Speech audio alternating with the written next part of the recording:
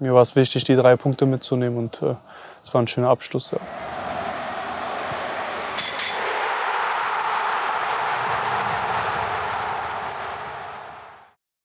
Der BVB ist mit 3 Punkten im Gepäck zurück aus der Hauptstadt. Mit 1:0 gewinnt er bei Hertha im Olympiastadion. Damit hallo und herzlich willkommen zu unserem Spieltagsrückblick.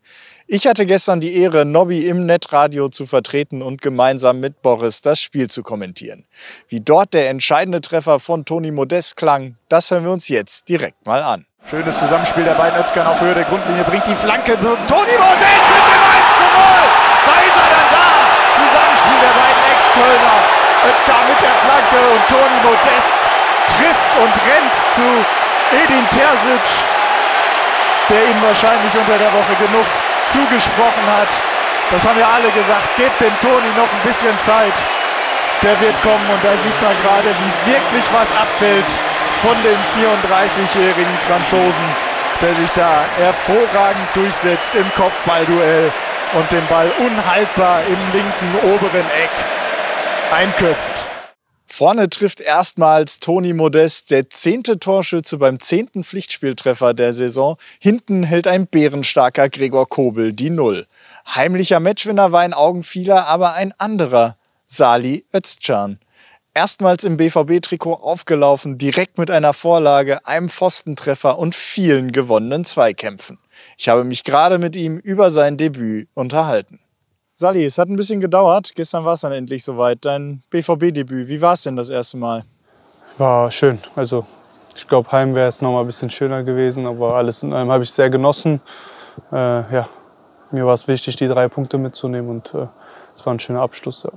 Wenn wir vorher gesprochen haben oder du Interviews gegeben hast, hast du gesagt, du bist so der Typ, der dahin geht, wo es weh tut. Jetzt hast du gestern, glaube ich, einen Ball mitten ins Gesicht gekriegt. Irgendwann warst du kurz an der Seitenlinie mit Rückenschmerzen, viele Zweikämpfe.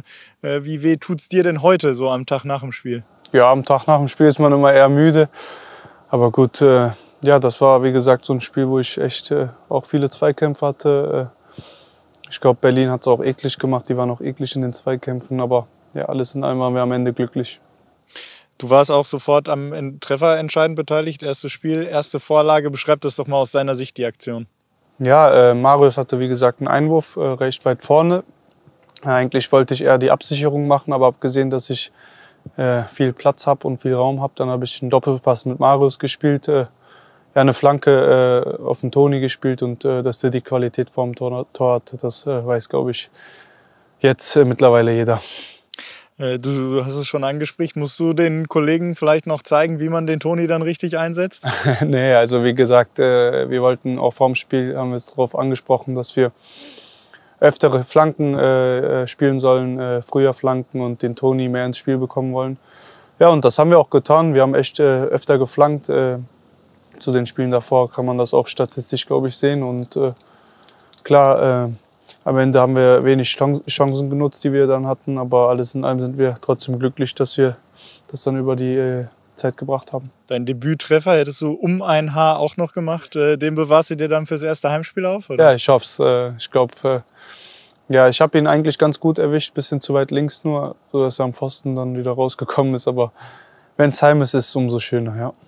Kleiner Ausblick zum Abschluss. Die englischen Wochen gehen bald richtig los. Jetzt ist noch mal eine Woche Vorbereitung. Wie wichtig ist es jetzt noch mal eine Woche wirklich konzentriert zu trainieren?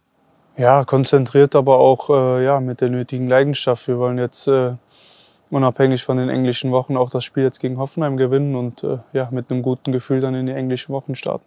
Die Saison nimmt in den kommenden Wochen jetzt also so richtig Fahrt auf. Auch die Champions League beginnt bald.